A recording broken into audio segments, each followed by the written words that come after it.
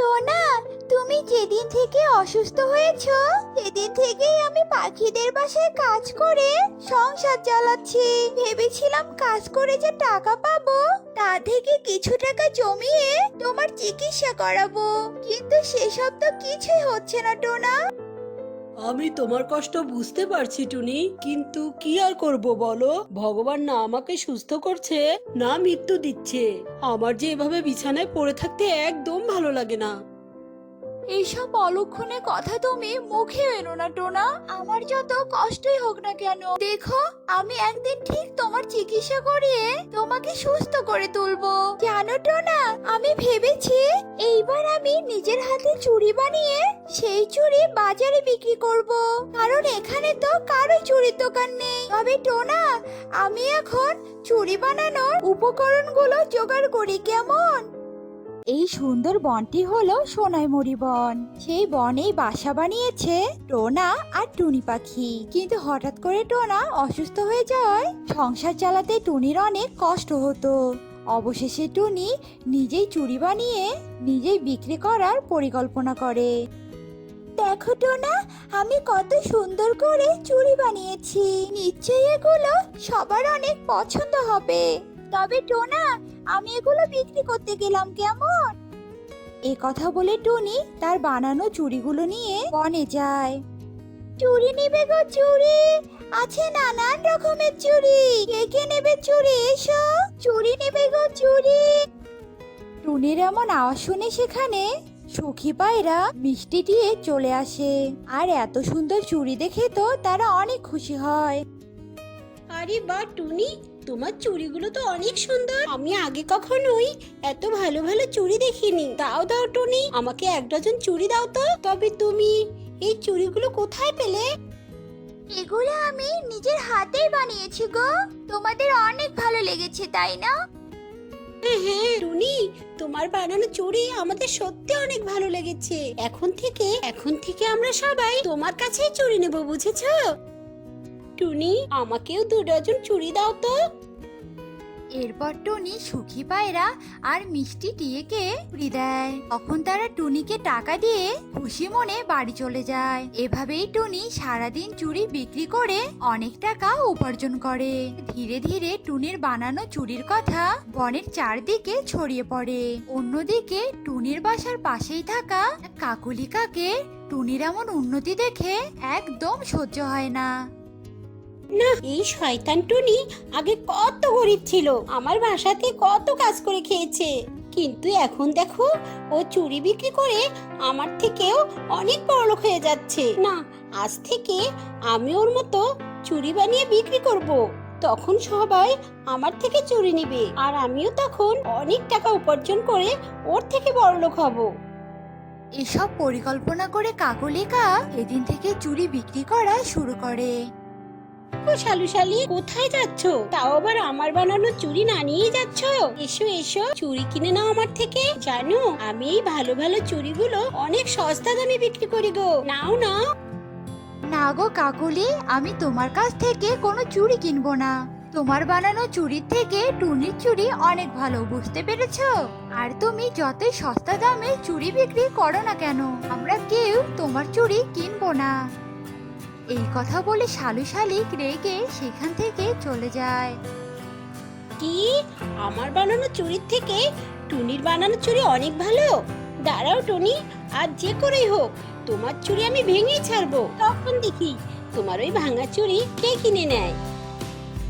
এই কথা বলে কাকলি কাক টুনির বাসায় যায়, আর সুযোগ বুঝে কাকলি টুনির সব চুড়ি ভেঙে দিয়ে ছুটতে পালিয়ে যায়। আর এসবের কিছুই টোনা জানতে পারে না, কারণ টোনা ঘুমিয়েছিল। আর একটু পরেই টুনি বাসায় ফিরে আসে। হায় ভগবান, কে আমার এত বড় ক্ষতি করলো? আমি একটু আগে চুড়িগুলো বানিয়ে বনে দানা আনতে গেলাম, আর এসে চুড়ি বেচতে যাব বলে তো এই সময়ের মধ্যে আমার চুড়িগুলো কে ভেঙে দিয়ে গেল? এসব বলে টুনি অনেক কাঁদছিল। আর এভাবে কাকলি কাক রোজ এসে টুনির চুড়ি ভেঙে দিয়ে যেত, আর টুনি ঠিক এইভাবেই কাঁদতো। একদিন সকালে টুনি অনেক কষ্ট করে চুড়ি বানায়। যাক, অবশেষে আমার চুড়ি বানানো শেষ হলো। তবে আমি এবার বাজারে যাই। ঘরে তো বাজারও নেই। বাজার নিয়ে এসে তারপর না হয় চুড়িগুলো বাজারে বিক্রি করতে নিয়ে যাব। এই কথা বলে টুনি খুশি মনে বাজার করতে যায়, আর এই সুযোগে কাকলি কাক এসে টুনি সব চুড়িগুলো নিয়ে যায়। এদিকে বাজার শেষ করে টুনি বাড়িতে যখন এসে চুড়িগুলো দেখতে না পায়, তখন টুনি ভীষণ ভেঙে পড়ে। সে কি, আমার তো সব চুড়ি এখানে রেখে বাজার করতে গেলাম, তবে আমার চুড়িগুলো কে নিয়ে গেল? এতদিন না হয় আমার চুড়িগুলো ভেঙে দিয়ে গেছে, আর আজকে চুড়িগুলো নিয়ে গেছে। তবে ঠিক আছে, আজ থেকে আমি আর চুড়ি বানাবো না। তখন দেখি কে আমার সর্বনাশ করতে আসে। সব কথা বলে টুনি অনেক কাঁদতে থাকে, আর সেদিনের পর থেকে টুনি আর চুড়ি বানায় না। টুনিকে এতদিন চুড়ি বিক্রি করতে না দেখে একদিন সব পাখিরা তার বাসায় আসে। কি গো টুনি, তুমি এখন চুড়ি বিক্রি করো না কেন বলো তো? আর দুদিন পরে তো আমার মেয়ের বিয়ে। আমি তো ভেবেছি তোমার হাতের বানানো চুড়ি আমার মেয়ের বিয়েতে আমার মেয়ের হাতে পরাবো, কিন্তু তোমাকে এখন চুড়ি বিক্রি করতে দেখা যায় না কেন বলো তো? তুমি কি এখন চুড়ি বানাও না? বলো তো কি হয়েছে তোমার? এরপর টুনি তার চুরির ব্যাপারে সবটা পাখিদের খুলে বলে।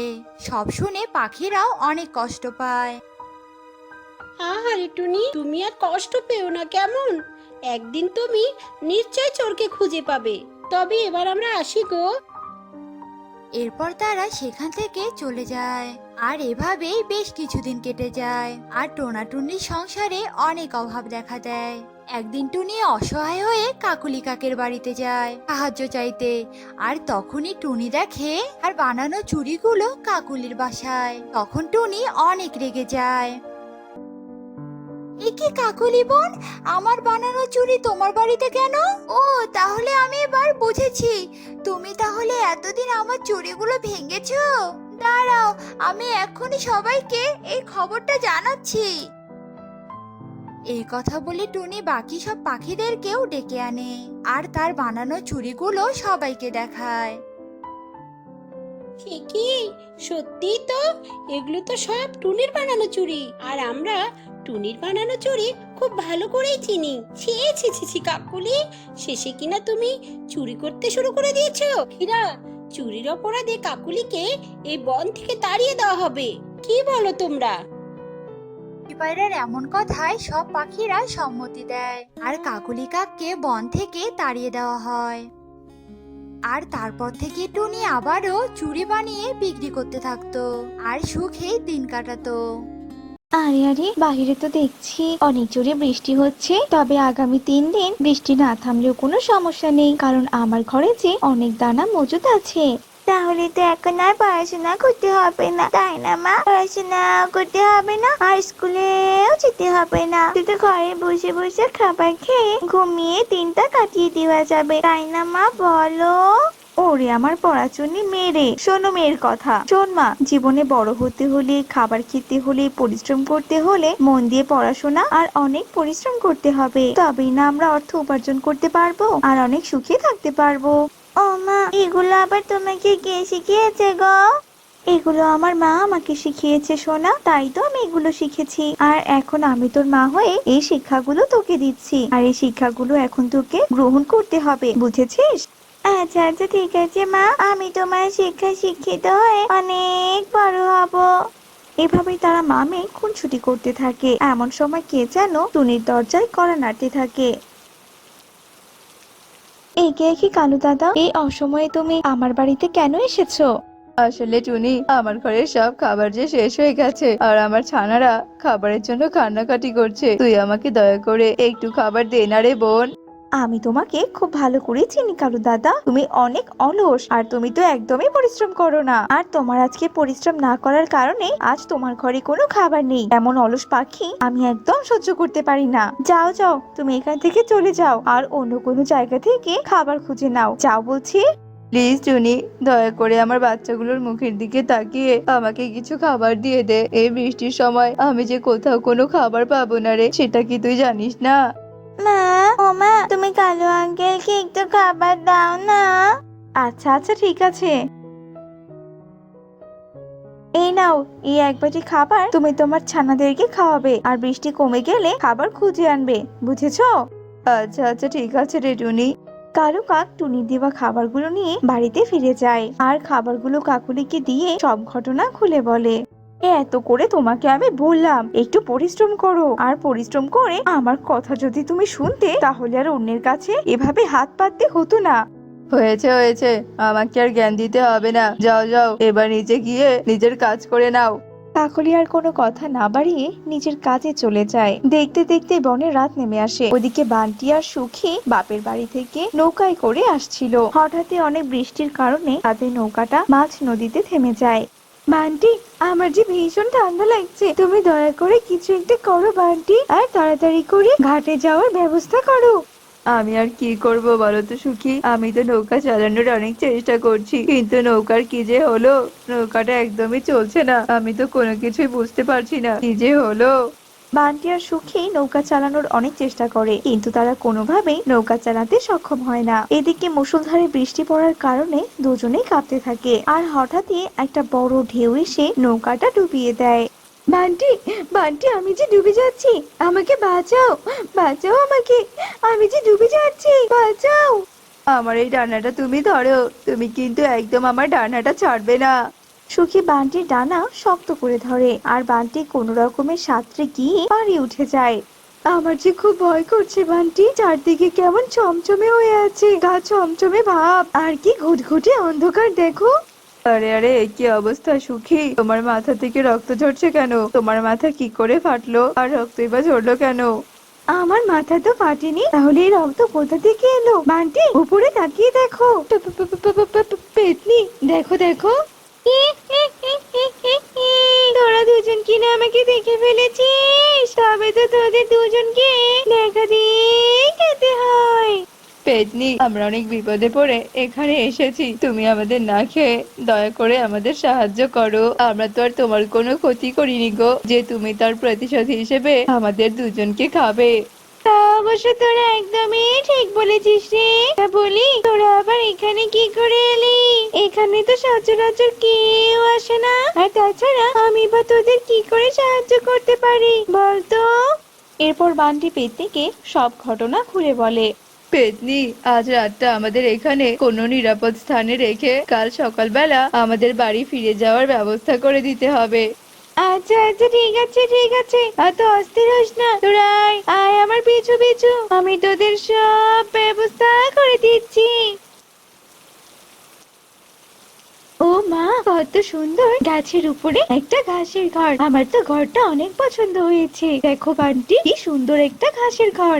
তোরা আর দেরি করিস না, তোরা বরং এই ঘাসের ঘরে ঢুকে পড়, আর বাকিটা সকাল হলে বুঝতে পারবি।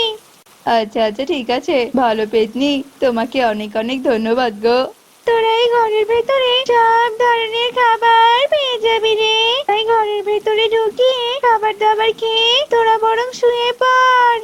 এসব কথা বলে পেতনি সেখান থেকে অদৃশ্য হয়ে যায়। এদিকে বান্টি আর সুখী সেই ঘাসের ঘরের ভেতরে ঢুকে পড়ে, আর ভেতরে থাকা খাবারগুলো খেয়ে ওরা দুজন ঘুমিয়ে পড়ে। দেখতে দেখতে সকাল হয়ে আসে, তবুও বৃষ্টি থামার কোনো নামই নেই। বান্টি আর সুখী ঘরের দরজা খুলে পুরো অবাক হয়ে যায়।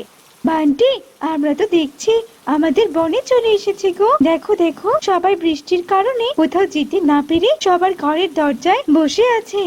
সুখী, আমি তো আমার চোখে কিছুতেই বিশ্বাস করতে পারছি না গো। বান্টি আর সুখী এইসব দেখে ভীষণ খুশি হয়। তারপর তারা দুজন বৃষ্টিতে ভিজে সবাইকে সব কথা খুলে বলে। এই সব কথা শুনে কালুর মনে অনেক লোভ হয়। এদিকে দেখতে দেখতে রাত হয়ে যায়। এখন তো অনেক রাত হয়েছে, বান্টি নিশ্চয়ই নিশ্চিন্তে ঘুমোচ্ছে। এই সুযোগে আমাকে আমার কাজটা করতে হবে। কালু চুপি চুপি বৃষ্টিতে ভিজে সুখীর বাড়িতে ঢুকে খাবার চুরি করার জন্য, কিন্তু বোকা কালু খাবার চুরি করার ধান্দায় অন্য সবকিছু সে ভুলে যায়। ওরে বাবারে, ওরে মারে, জ্বলে গেল গো, জ্বলে গেল, আমার পেছন জ্বলে গেল। কে আছো? বাঁচাও, বাঁচাও আমাকে। কালুর এমন চিৎকার শুনে বান্টি আর সুখী ঘুম থেকে উঠে পড়ে, আর তারা দুজনে জল ঢেলে কালুর লেজ থেকে আগুন নেভায়। কালু দাদা, তুমি আমাদের কাছে চাইলেই তো আমরা তোমাকে খাবার দিয়ে দিতাম, তোমাকে আর এত কষ্ট করে চুরি করতে হতো না। চুরি করা যে মহা পাপ গো, আর তার শাস্তিও তুমি পেলে, দেখেছো তো? আমি যে লজ্জিত, আমি আর কোনোদিনও এভাবে চুরি করব না। আমাকে তোমরা ক্ষমা করে দাও। দেখো দেখো, তোমরা দেখো আমার লেজটা কতখানি পুড়ে গেছে। কালু কাক তার নিজের ভুল বুঝতে পারে আর সে মাথা নত করে সেখান থেকে উড়ে তার বাড়িতে চলে যায়। এক বনে টুনি পাখি তার বাবা রাজু টোনার সাথে বসবাস করত। রাজু টোনা অনেক বৃদ্ধ হয়ে গিয়েছিল, তাই সারাদিন শুয়ে বসে তার দিন পার করত। এদিকে টুনি এবারে ও বাড়ি চেয়ে চেয়ে কিছু খাবার জোগাড় করে তার বৃদ্ধ বাবাকে খাইয়ে কোনো রকমে তাদের দিন পার করছিল। একদিন, বাবা, ও বাবা, বনের কোনো পাখি আর খাবার দিতে চায় না। সবাই আমাকে দেখলেই ঘরের দরজা বন্ধ করে দেয়। এদিকে যে আমি কোনো কাজ জোটাতে পারিনি, কিভাবে এখন আমাদের দিন চলবে বলো তো বাবা? টুনির এমন কথা শুনে রাজু টোনা বিছানায় শুয়ে দীর্ঘশ্বাস ফেলে বলতে থাকে, মারে, আমি তোর এত হতভাগী বাবা যে অভাবের কারণে তোকে না দিতে পারছি বিয়ে আর না বসিয়ে খাওয়াতে পারছি, অথচ তুই কষ্ট করে অন্যের বাড়ি থেকে খাবার চেয়ে আনছিস আর আমি সেই খাবারগুলো বসে বসে খাচ্ছি। এভাবে কেন বলছো বাবা? আমি যে তোমারই মেয়ে। তুমি কোনো চিন্তা করো না, আমাদের সুখের দিন একদিন না একদিন আসবে। আর আজ আমি বনের ওই দক্ষিণ কোণে যাব, গিয়ে দেখি কোনো কাজ পাই কিনা। তুমি নিশ্চিন্তে থাকো বাবা। টুনি তার ভাবনা মতো বনের দক্ষিণ কোণে কাজের খোঁজে বেরিয়ে পড়ে। আর পথের মধ্যে যেতে যেতে ক্লান্ত হয়ে একটা ছোট্ট কলা গাছের নিচে বসে পড়ে টুনি। আর সে বলতে থাকে, হে ঈশ্বর, কষ্ট করার জন্যই কি আমার জন্ম হয়েছে? আর কোথায় যাব? কোথায় গেলে একটু সুখে দেখা পাবো ঈশ্বর? আজ গরিব বলে দুমুঠো খাবার খেয়ে কি বেঁচে থাকার অধিকার নেই? তুমি আমাকে মৃত্যু দাও ঈশ্বর, মৃত্যু দাও। টুনি যখন মনের দুঃখে এসব কথা বলছিল, তখনই টুনির পাশে থাকা কলা গাছটি কথা বলে ওঠে। আহা, তোর বুঝি অনেক কষ্ট, তাই না? তাই তুই এভাবে বলছিস? তোর মুখ দেখেই আমি বুঝতে পেরেছি। বল, তোর কি হয়েছে? আমি তোকে সাহায্য করব। হঠাৎ করে টুনি ছোট্ট কলা গাছের কথা শুনে একেবারে চমকে ওঠে আর ভয় পেয়ে যায়। এরপর টুনি তার সমস্ত ভয় কাটিয়ে কলা গাছকে সমস্ত ঘটনা খুলে বলে। সব শুনে কলা গাছ বলে, ও তবে এই ব্যাপার, তবে তুই কোনো চিন্তা করিস না, আমি তোকে সাহায্য করব। আমি হলাম জাদুই কলা গাছ, সবার চাহিদা মতো প্রয়োজন মেটাতে পারি আমি। তুই আমাকে এখান থেকে নিয়ে গিয়ে তোর বাড়িতে রোপণ কর। আমি বড় হয়ে তোকে অনেক কলা দেব। সেই কলা বিক্রি করে তুই অনেক টাকা পাবি আর তোর সব অভাবও দূর হয়ে যাবে। কলা গাছের এমন কথা শুনে টুনি অনেক খুশি হয় আর কলা গাছটাকে উপড়ে নিয়ে টুনি সাথে করে তার বাড়িতে নিয়ে আসে। আর টুনি কলা গাছের ব্যাপারে তার বাবাকে সব কথা খুলে বলে। তারপর টুনি সেই ছোট্ট কলা গাছটিকে তার বাড়ির আঙ্গিনায় রোপণ করে। আর প্রতিদিন টুনি কলা গাছের যত্ন পরিচর্যা করতে থাকে। এইভাবে বেশ কিছুদিন কেটে যায়। তারপর ছোট্ট কলা গাছটি একটি বিশাল কলা গাছে পরিণত হয়। এরপর সেই কলা গাছে অনেক কলা ধরে আর টুনি তা দেখে ভীষণ খুশি হয়। তখন টুনি বলে, ও মা, এত কলা ধরেছে, আমি তো সব কলা বাজারে বিক্রি করে দেব। ঈশ্বর অবশেষে আমাদের উপর মুখ তুলে তাকিয়েছে। আর কলা গাছ, তোমাকে অনেক ধন্যবাদ আমাকে তোমার কলা গাছ দিয়ে সাহায্য করার জন্য। এরপর টুনি একটি ঝুড়িতে করে পাকা কলাগুলো পেড়ে নিয়ে বাজারে চলে যায় আর সেই কলা বিক্রি করতে থাকে। কলা নেবে গো কলা, পাকা পাকা সুমিষ্টি কলা নিবে গো, নিয়ে যাও নিয়ে যাও, আমার কাছে সুন্দর সুন্দর কলা আছে। কিরে টুনি, তোর আবার কলা গাছ কোথায়? নতুন রোপণ করেছিস বুঝি? দেখি এক ঝুঁকি কলা, দেখি খেয়ে কেমন মজা। তো কত করে দাম রে তোর কলার?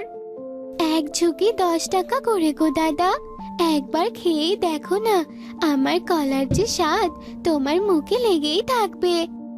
এ কথা বলে টুনি কবুতরকে এক ঝুঁকি কলা দেয়।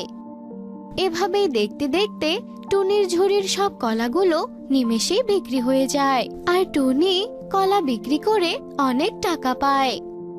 এভাবেই টুনি প্রতিদিন ওই জাদুই কলা গাছ থেকে কলা পেড়ে নিয়ে বাজারে বিক্রি করত। কিন্তু একসময় বাজারে দিন দিন কলার চাহিদা কমতে শুরু করে, কারণ তখন বনের মধ্যে গ্রীষ্মকাল শুরু হয়ে যায়। আর প্রচন্ড গরম থাকার কারণে সব পাখিরা নারকেল জল খুঁজতে থাকে। আজ সারাদিন কলাগুলো নিয়ে বসে আছি, কিন্তু একটা কলাও বিক্রি হলো না। আমার কলাগুলো যে পচে যাচ্ছে। বনের সবাই তো আমার কাছে কলার বদলে নারকেল জলের খোঁজ করছে। এখন আমি নারকেল কোথায় পাবো? হে ঈশ্বর, তুমি কি আবার আমাকে পথের ফকির বানাবে? এ কথা বলে টুনি কলার ঝুড়ি নিয়ে বাজারেই বসে থাকে, কিন্তু তার একটা কলাও বিক্রি হয় না। এভাবেই বাজারে কলার চাহিদা কমতে থাকে আর নারকেলের চাহিদা বাড়তে থাকে। এরপর টুনির কলা বিক্রি করা বন্ধ হয়ে যায়। একদিন কলা গাছ টুনিকে বলে, টুনি, তুই আর আমার কলা বিক্রি করতে বাজারে নিয়ে যাস না কেন রে? দেখেছিস আমার কত কলা পেকে গেছে আর পেকে পেকে ঝুলে আছে। এত কলার ভারে তো আমি কদিন পর ভেঙেই যাবো রে। না গো কলা গাছ, তোমার কলার আর আমার এখন কোনো দরকার নেই। বাজারে এখন কেউ কলা নেয় না গো, সবাই নারকেল খোঁজে, কারণ গরমের সময় সব পাখিরা নারকেলের জল পান করে। আচ্ছা, তুই কোনো চিন্তা করিস না রে। তুই হয়তো ভুলে গিয়েছিস আমি একটা জাদুই কলা গাছ, যে কলা ছাড়াও আমি নারকেলও দিতে পারি। কিন্তু আমার গাছে নারকেল ধরাতে হলে তোকে একটা কঠিন কাজ করতে হবে। কি কাজ বলো আমাকে? তুমি যা করতে বলবে আমি তাই করব। শোন তবে বলছি, ওই বনের উত্তরে একটা লাল পাহাড় আছে, আর ওই লাল পাহাড়ের পাদদেশে লাল একটা গোলাপ ফুল আছে। সেই লাল গোলাপ তুলে এনে সেটা রস করে যদি আমার কলা গাছের গোড়ায় দিতে পারিস, তবেই আমার গাছ থেকে নারকেল হবে। তবে সাবধান, ওই গোলাপের চারপাশে অনেক কাঁটা আছে, কিন্তু একটা কাঁটাও যদি তোর শরীরে ফোটে তবে তোর মৃত্যুর সমান যন্ত্রণা হবে রে। আমি পারবো আনতে সেই লাল গোলাপ। আমার সংসার যে চলছেই না, বাবার ঔষধ কিনতে হবে। তোমার কাছে নারকেল না পেলে যে আমাকে না খেয়ে মরতে হবে গো। আমি আজকেই ওই লাল পাহাড়ের উদ্দেশ্যে রওনা দেব। এই কথা বলে টুনি বনের উত্তরে লাল পাহাড়ের উদ্দেশ্যে যেতে থাকে। অবশেষে 3 দিন 3 রাত পার করে টুনি সেই লাল পাহাড়ের পাদদেশে পৌঁছায়, আর টুনি সেই লাল গোলাপটি দেখতে পায়। টুনি যেই না গোলাপের দিকে হাত বাড়ায়, গোলাপের কাঁটাগুলো টুনির হাতে বিঁধে যায় আর রক্ত পড়তে থাকে। আর টুনি যন্ত্রণায় চিৎকার করতে করতে বলে, ও মা গো, ও বাবা গো, মরে গেলাম গো, মরে গেলাম। আমার তো মনে হচ্ছে আমার হাতে কাটা ফোটেনি, মনে হচ্ছে কেউ যেন আমার শরীর থেকে হাতটাই আলাদা করেছে। না, যে করেই হোক এই লাল গোলাপ ফুল আমাকে নিয়ে যেতেই হবে। এ কথা বলে টুনি তার ক্ষতবিক্ষত হাত নিয়ে লাল গোলাপটি তুলে তার বাড়িতে চলে আসে, আর সেই ফুলের রস তৈরি করে কলা গাছের গোড়ায় দেয়। আর কলা গাছের গোড়ায় দেওয়ার সাথে সাথে সেই কলা গাছে নারকেল ধরে। এ দেখে তো টুনি ভীষণ খুশি হয়ে যায়। তারপর টুনি সেই কলা গাছ থেকে নারকেল পেড়ে নিয়ে বাজারে চলে যায় আর নারকেল বিক্রি করে অনেক টাকা লাভ করে। দিন দিন টুনির উন্নতি হতে থাকে। আর এই দেখে বনের এক দুষ্ট লোভী যজ্ঞ কাক অনেক হিংসে করত। সে মনে মনে বলতে থাকে, হিংসেতে শরীর একেবারে জ্বলে যাচ্ছে আমার। ওই গরিব টুনি পাখি নারকেল বিক্রি করে কি করে এত ধনী হয়ে গেল? তার নারকেলে কি এমন আছে? আজ রাতেই আমি ওই কলা গাছের নারকেলগুলো সব হাতিয়ে নেব। এ কথা বলে যজ্ঞ কাক রাত হওয়ার অপেক্ষা করতে থাকে। এরপর রাত হলে যজ্ঞ কাক টুনি সেই কলা গাছের কাছে যায়। আর কলা গাছে নারকেল দেখে যজ্ঞ কাক ওই কলা গাছের নারকেলে হাত দিতে ধরে। আর ঠিক তখনই যজ্ঞ কাকের শরীরে আগুন ধরে যায়। আর যজ্ঞ কাক যন্ত্রণায় চিৎকার করে ওঠে, বাঁচাও, কে কোথায় আছো? আমাকে বাঁচাও, মরে গেলাম গো, মরে গেলাম। আমার শরীরে আগুন লেগে গেছে, জ্বলে গেলাম গো, জ্বলে গেলাম। তুই আমার নারকেলে লোভের বশে হাত দিতে এসেছিস, তাই না? দেখ তোর শাস্তি কি হলো। তুই পুড়ে ছাই হয়ে যাবি এখন। খুব মজা হবে আমার, শয়তান যজ্ঞ কাক। এভাবেই যজ্ঞ কাক যন্ত্রণায় কাতরাতে কাতরাতে পুড়ে ছাই হয়ে যায়। আর সে তার লোভের শাস্তিও পেয়ে যায়। আর এরপর থেকে টুনি তার বৃদ্ধ বাবা রাজু টোনাকে নিয়ে অনেক সুখে শান্তিতে দিন কাটাতে শুরু করে।